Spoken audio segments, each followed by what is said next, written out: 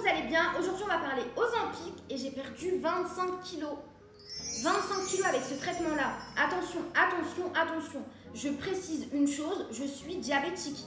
Je suis diabétique de type 2, donc en fait mon pancréas produit de l'insuline mais en très faible quantité et en très mauvaise qualité. Du coup le semaglutide il va permettre justement d'améliorer la qualité de mon insuline, ok? Et à ça je rajoute de la metformine. Il y a même un moment, j'ai arrêté de prendre de la metformine parce que Ozempic me suffisait tout seul. C'est une piqûre par semaine, ok? Par contre, c'est prescrit sous ordonnance médicale, donc vous ne pouvez pas prendre ça parce que vous avez envie de le prendre. Et je sais qu'il y a beaucoup de personnes qui veulent perdre du poids, mais du coup qui prennent du Ozempic.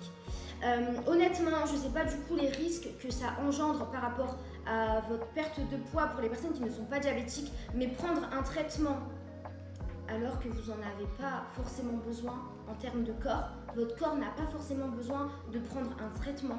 Si vous voulez perdre du poids, vraiment, il y a d'autres méthodes pour perdre du poids, notamment le sport, l'aquabike.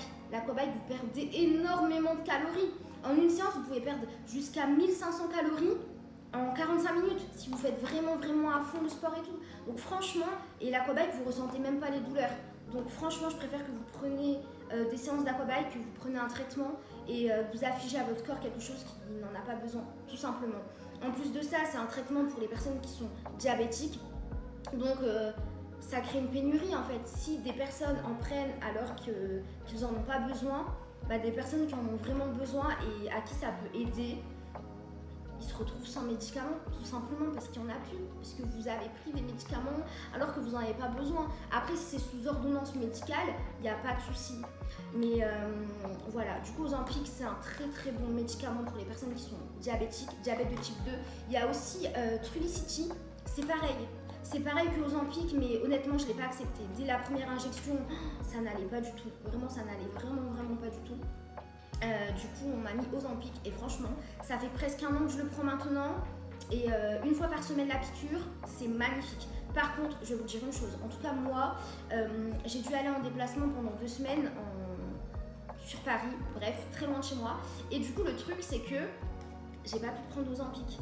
Ça fait que j'ai fait que manger. J'ai fait que manger. Dès que j'ai plus pris Ozempic, je me suis retrouvée vraiment à manger. J'avais tout le temps faim et surtout une envie de sucre. Et dès que j'ai repris Ozempic, ben, tout est redevenu à la normale. Ça fait que là, du coup, pour l'instant, c'est bon. Pour l'instant, je modère bien. Je mange que le soir. Mais c'est même pas voulu, en fait. C'est vraiment pas voulu. Je mange que le soir, mais c'est parce qu'il faut que je mange, en fait. Sinon, je vis pas. Mais tout simplement, Ozempic, ça marche super bien pour la coupe-faim. Et je m'y attendais tellement pas.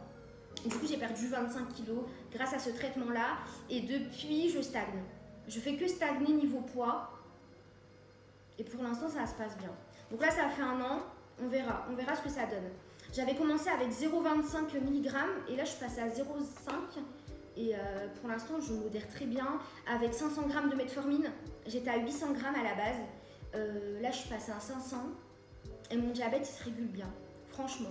Donc si jamais vous voulez en parler à votre médecin, mais je pense que votre médecin il va vous prescrire si vous devez en prendre, hein, tout simplement.